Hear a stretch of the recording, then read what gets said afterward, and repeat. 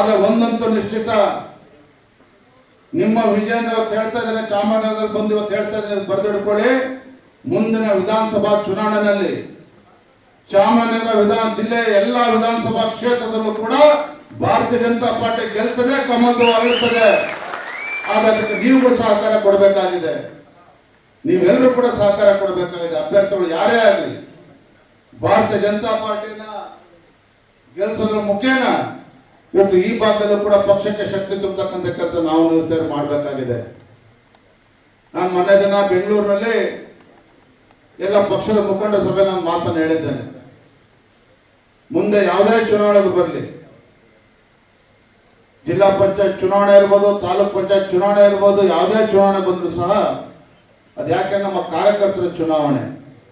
ಯಾರು ಪಕ್ಷಕ್ಕೋಸ್ಕರ ಪ್ರಾಮಾಣಿಕವಾಗಿ ದುಡಿದಿದ್ದಾರೋ, ಯಾರು ಪಕ್ಷಕ್ಕೋಸ್ಕರ 16 ವರ್ಷಗಳಿಂದ ಪಕ್ಷದ ಸಂಘಟನೆಗೆ ಶಕ್ತಿ ತುಂಬತಕ್ಕಂಥ ಕೆಲಸ ಮಾಡಿದಾರೋ, ಮುಂದಿನ ಕಾರ್ಯಕರ್ತರ ಚುನಾವಣೆಯಲ್ಲಿ, ಜಿಲ್ಲಾ ಪಂಚಾಯತ್ ತಾಲೂಕ್ ಪಂಚಾಯತ್ ಚುನಾವಣೆಯಲ್ಲಿ ನಮ್ಮ ಕಾರ್ಯಕರ್ತರಿಗೆ ಶಕ್ತಿನ ತುಂಬೋದ್ರ ಮೂಲಕ ಅವರಿಗೆ ಚುನಾವಣೆಯಲ್ಲಿ ಅವಕಾಶ ಮಾಡಿಕೊಡ್ಬೇಕಾಗಿದೆ.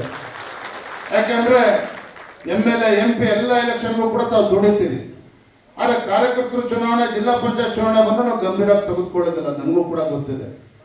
ಆದ್ರೆ ನಿಮ್ಮ ವಿಜಯೇಂದ್ರ ರಾಜ್ಯದ ಅಧ್ಯಕ್ಷನಾಗಿರ್ತಕ್ಕಂಥ ಸಂದರ್ಭದಲ್ಲಿ ಬೇರೆ ದೊಡ್ಡ ಮಹಾ ಚುನಾವಣೆಗೆ ಎಷ್ಟು ಮಹತ್ವವನ್ನು ಕೊಡ್ತೇವೋ, ಜಿಲ್ಲಾ ಪಂಚಾಯತ್ ಚುನಾವಣೆಗೂ ಕೂಡ ತಾಲೂಕ್ ಪಂಚಾಯತ್ ಚುನಾವಣೆಗೂ ಕೂಡ ಅಷ್ಟೇ ಗಮನವನ್ನು ಕೊಡ್ತೇವೆ. ಅದರ ಮುಖೇನ ಕಾರ್ಯಕರ್ತರಿಗೆ ಶಕ್ತಿ ತುಂಬತಕ್ಕಂಥ ಕೆಲಸ ಮಾಡ್ತೇವೆ ಅನ್ನೋ ಮಾತನ್ನೇ ಸಂದರ್ಭ ಹೇಳಕ್ಕೆ ಇಚ್ಛೆ ಪಡ್ತೇನೆ. ಆದ್ರೆ ಒಂದಂತೂ ನಿಶ್ಚಿತ, ನಿಮ್ಮ ವಿಜಯನ ಇವತ್ತು ಹೇಳ್ತಾ ಇದ್ದೇನೆ, ಚಾಮರಾಜನಗರದಲ್ಲಿ ಬಂದು ಇವತ್ತು ಹೇಳ್ತಾ ಇದ್ದೇನೆ, ಬರೆದಿಡ್ಕೊಳ್ಳಿ.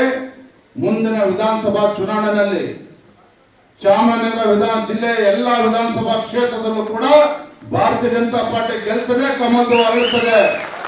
ಅದಕ್ಕೆ ನೀವು ಸಹಕಾರ ಕೊಡಬೇಕಾಗಿದೆ, ನೀವೆಲ್ಲರೂ ಕೂಡ ಸಹಕಾರ ಕೊಡಬೇಕಾಗಿದೆ. ಅಭ್ಯರ್ಥಿಗಳು ಯಾರೇ ಆಗಲಿ ಭಾರತೀಯ ಜನತಾ ಪಾರ್ಟಿನ ಗೆಲ್ಲಿಸೋದ್ರ ಮುಖೇನ ಇವತ್ತು ಈ ಭಾಗದಲ್ಲೂ ಕೂಡ ಪಕ್ಷಕ್ಕೆ ಶಕ್ತಿ ತುಂಬತಕ್ಕಂಥ ಕೆಲಸ ನಾವು ಸೇರಿ ಮಾಡಬೇಕಾಗಿದೆ.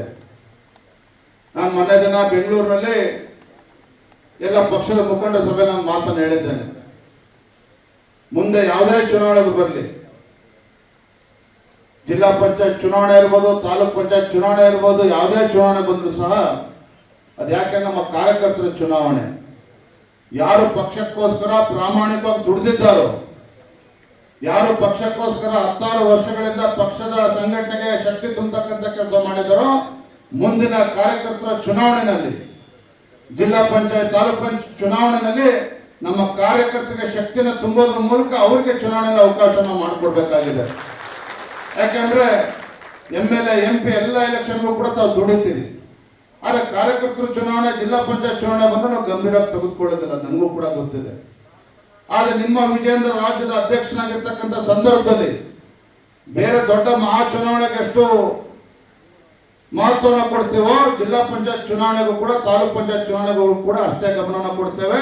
ಅದರ ಮುಖೇನ ಕಾರ್ಯಕರ್ತರಿಗೆ ಶಕ್ತಿ ತುಂಬತಕ್ಕಂಥ ಕೆಲಸ ಮಾಡ್ತೇವೆ ಅನ್ನೋ ಮಾತನ್ನೇ ಸಂದರ್ಭ ಹೇಳಕ್ಕೆ ಇಚ್ಛೆ ಪಡ್ತೇನೆ. ಅನುಕ್ಷಣದ ಸುದ್ದಿಗಳಿಗಾಗಿ ವಿಸ್ತಾರ ನ್ಯೂಸ್ ಯೂಟ್ಯೂಬ್ ಚಾನೆಲ್ ಸಬ್ಸ್ಕ್ರೈಬ್ ಮಾಡಿ. ಹೊಸ ಸುದ್ದಿಗಳ ನೋಟಿಫಿಕೇಶನ್ಗಾಗಿ ಬೆಲ್ ಐಕಾನ್ ಕ್ಲಿಕ್ ಮಾಡಿ. ಲೇಟೆಸ್ಟ್ ಅಪ್ಡೇಟ್ಸ್ಗಾಗಿ www.vistaranews.com ವೆಬ್ಸೈಟ್ಗೆ ವಿಸಿಟ್ ಮಾಡಿ. ಅಂಗೈಯಲ್ಲೇ ಜಗತ್ತಿನ ಸುದ್ದಿ ತಿಳಿಯಲು ವಿಸ್ತಾರ ನ್ಯೂಸ್ ಕನ್ನಡ ಆಪ್ ಡೌನ್ಲೋಡ್ ಮಾಡಿ.